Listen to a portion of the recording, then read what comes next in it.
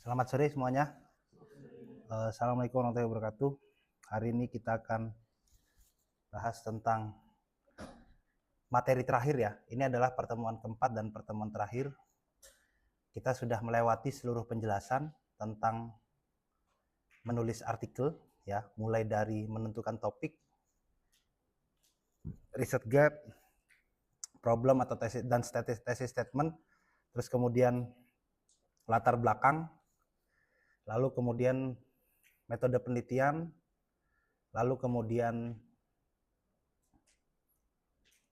menulis pembahasan, dan terakhir adalah kesimpulan. Kita sudah lewatin semua ya.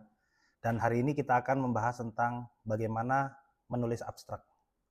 Seperti itu. Nah, abstrak abstrak itu adalah gambaran umum ya. Abstrak itu adalah gambaran umum. Dalam berbagai karya tulis, abstrak itu diletakkan dalam bagian awal dengan penggunaan istilah yang berbeda-beda.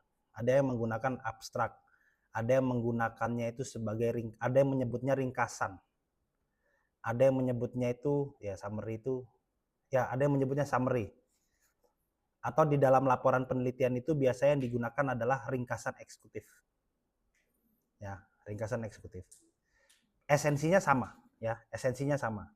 Esensi dari abstrak itu adalah menjelaskan secara ringkas isi dari seluruh pembahasan ya, isi dari seluruh artikel atau karya tulis yang teman-teman buat ya. Kenapa kemudian abstrak itu penting? Karena dia diletakkan di dalam cover atau dia diletakkan di bagian depan seperti itu.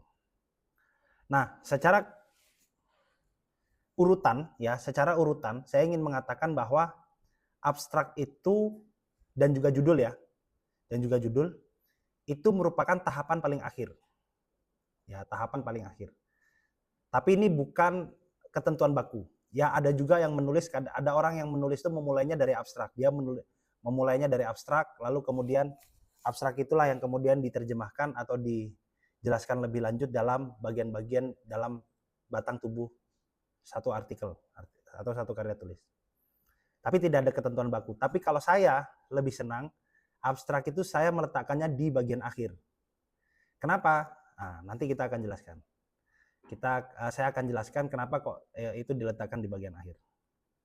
Nanti kita akan praktis, kita akan bicara ketika mendiskusikan tentang komponen-komponen apa aja dalam abstrak. Judul juga demikian. Judul itu saya lebih senang untuk menulis judul itu di bagian di tahap paling akhir. Ya. Jadi saya biasanya kalau judul itu di awal, itu saya cuma tulis kata kuncinya aja. Seperti contoh kalau saya riset tentang food waste gitu ya, sampah makanan, ya udah saya judul itu biasanya cuma nulis food waste, sampah makanan, aspek hukum sampah makanan di Bali, udah saya tulis gitu aja dulu biasanya. Judul sementara. Nah, nanti kalau udah bicara tentang teknik spesifik atau gaya spesifik dari judul, itu saya letakkan di akhir. Jadi saya baru ngotak-ngatik judul itu di akhir biasanya. Untuk apa? Saya perlu memastikan ya, untuk judul ya, saya perlu memastikan kata-kata yang saya gunakan di judul itu tergambarkan dan terjelaskan di dalam bagian pembahasan. Saya tidak mau ya haram hukumnya menggunakan istilah-istilah yang ternyata istilah itu mengandung konsep-konsep. Ya, ternyata mengandung konsep-konsep. Jadi saya ulangi, poinnya dalam menulis judul itu adalah kita harus memastikan kata-kata di dalam satu artikel yang kita tulis ya, itu seluruhnya terjelaskan, tergambarkan di dalam pembahasan. Kesalahan umum yang sering terjadi, ada orang yang pingin nulis judul, ya ternyata kata-kata atau diksi-diksi yang dia gunakan di dalam judul itu mengandung makna-makna atau konsep-konsep yang ternyata dia tidak jelaskan sama sekali. Contoh ya, ada orang menulis tentang dia menulis tentang misalkan apa ya? Masih tentang food waste, sampah makanan. Orang menulis tentang sampah makanan, aspek hukum sampah makanan di Bali misalkan. Ya, dia membahas tentang, dia menjelaskan aspek historisnya, aspek sejarahnya. Dia menganggap bahwa Bali ini adalah pariwisata massal, ya kan? dia menjelaskan bla bla dan sebagainya. Nah, ternyata di judul dia menjelaskan tentang limitasi waktu. Jadi kata-katanya seperti ini. Misal dia ternyata membuat judul seperti ini. Aspek hukum pengelolaan sampah makanan di perhotelan Bali pasca transisi. Pasca transisi. Pasca transisi yang dia maksud itu adalah pasca tahun 99 sampai 2002. Dia itu sebenarnya ingin menjelaskan bagaimana pengelolaan Bali dalam kurun waktu 10 sampai 15 tahun terakhir. Tapi di judul dia menggunakan istilah pasca transisi. Kalau sudah bicara satu hal yang kalau sudah bicara tentang pasca transisi, maka itu punya konsepnya sendiri yang nggak bisa kita campur aduk. Pasca transisi itu merupakan bagian dari penjelasan demokrasi transisi. Demokrasi transisi itu peralihan dari demokrasi transisi itu adalah perubahan dalam satu struktur demokrasi yang dimana sebelumnya itu otoriter ya Soeharto berubah menjadi reformasi hari ini. Itu bisa disebut demokrasi transisi. Ada demokrasi transisi, ada keadilan transisi, ada pemerintahan transisi. Pokoknya yang berbau-bau transisi itu dia punya makna peralihan antara satu rezim yang konfigurasinya otoriter berubah menjadi rezim yang sifatnya demokratis. Nah, dia itu mungkin ingin menjelaskan tentang pasca transisi itu artinya pasca otoriternya Orde Baru. Begitu mungkin dia mau menjelaskan seperti itu. Tapi kalau dia menyebut pasca transisi, maka seharusnya di dalam pembahasan itu ada pembahasan tentang aspek hukum pengelolaan makanan atau setidak-tidaknya aspek pariwisata Bali sebelum transisi. Nah, tapi itu nggak ada. Nah, biasanya orang-orang kayak gini, penulis-penulis kayak gini, pingin kelihatan artikelnya itu keren. Karena satu hal-hal yang sifatnya transisi begitu kayaknya kajiannya itu kajian yang unik gitu. Tapi itu nggak tepat. Kenapa? Karena kita harus kuncinya ya, abstrak, judul sampai ke bawah itu semua harus linear. Seperti itu. Nah, saya kalau jadi reviewer, beberapa kali saya jadi reviewer, saya selalu komentari judul semacam itu. Judul itu, diksi-diksi yang digunakan dalam judul jangan sampai itu memiliki konsepnya sendiri, ternyata konsepnya nggak dipakai, nggak dibahas sama sekali di dalam pembahasan. Itu fatal. Tuh. Ada dua kemungkinan. Reviewer akan menuduh dua hal. Pertama, orang ini tidak konsisten dalam menulis. Itu yang pertama. Judul abstrak sampai ke bawah itu nggak lurus dia, nggak tegak lurus. Itu kemungkinan pertama reviewer akan menulis seperti itu. Yang fatalnya yang kedua, reviewer akan menuduh si penulis itu referensi bacaannya pendek atau minim. Wah, kalau yang kedua repot kita, Pak. Itu first impression kita gagal membangun kesan yang baik pertama terhadap editor atau reviewer gitu. Dan itu banyak kesalahan seperti itu. Dan kesalahan seperti ini bahkan sampai ada disertasi seperti itu juga, disertasi tesis seperti itu juga. Dia menjelaskan satu konsep hanya untuk menjelaskan satu periode waktu, padahal untuk menjelaskan periode waktu itu ada konsekuensi metodologis yang harus dia lakukan. Banyak. Ada satu disertasi, dia membahas tentang kekuasaan kehakiman pasca transisi.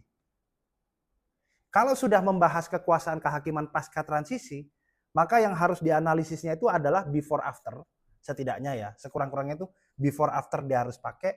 Pendekatan teori yang dia pakai itu harus berbasis pada hal-hal yang sifatnya transisional, bisa keadilan transisi, demokrasi transisi, pemerintahan transisi, dia harus pakai itu semua. Tapi enggak. Dia hanya menjelaskan kenapa dia menggunakan pasca transisi, itu karena untuk menunjukkan era saat ini. Padahal banyak istilah-istilah lain yang untuk menggambarkan rezim hari ini. Ya, seperti itu. Atau yang riset empiris saya biasanya akan langsung menunjuk tanggal, menunjuk tahun periode.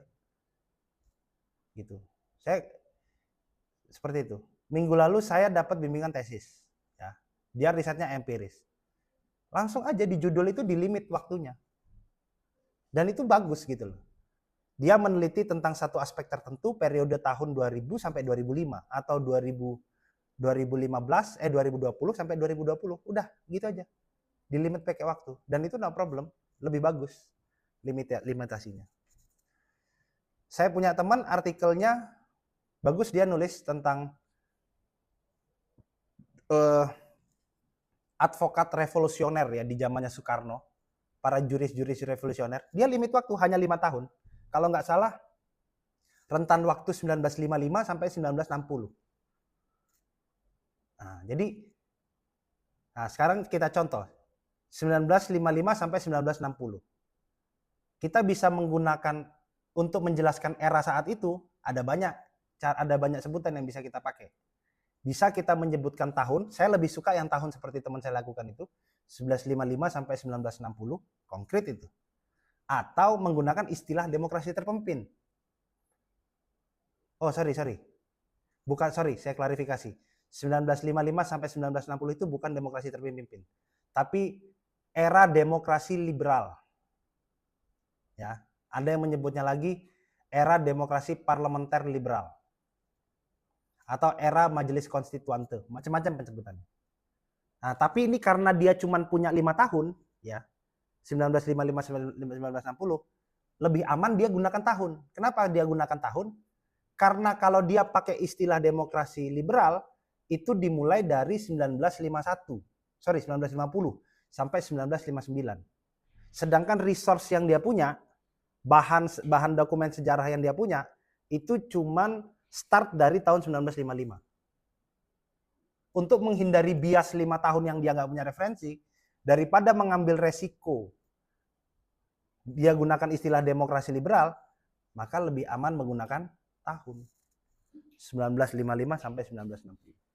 Nah, apa poin yang ingin saya jelaskan adalah teman-teman perlu sensitif dalam memilih diksi. Ya, ingat, dalam diksi atau kata di dalamnya itu mengandung konsep-konsep. Ada teori-teorinya. Ya, jangan sampai kita memilih sesuatu yang kelihatannya keren, malah justru itu menimbulkan masalah buat kita sendiri. Seperti itu. Oke. Dalam abstrak, kita harus memastikan yang pasti adalah linier dengan isi. Oleh karena itu, saya biasanya menulis abstrak di akhir. Kita tidak bisa memprediksi kesimpulan di awal. Ya. Kesimpulan bagian mana yang kita bisa tulis di awal itu kita tidak bisa prediksi. Jadi lebih baik ditaruh di akhir. Nah, di sebelah sini yang 1 sampai 8 itu adalah komponen-komponen yang harus ada dalam abstrak. Abstrak itu umumnya 250 sampai 300 kata, ada yang sampai 350. Yang pertama adalah ya, yang harus ditulis itu di dalam abstrak adalah latar belakang, introduction-nya. Introduction dan gap.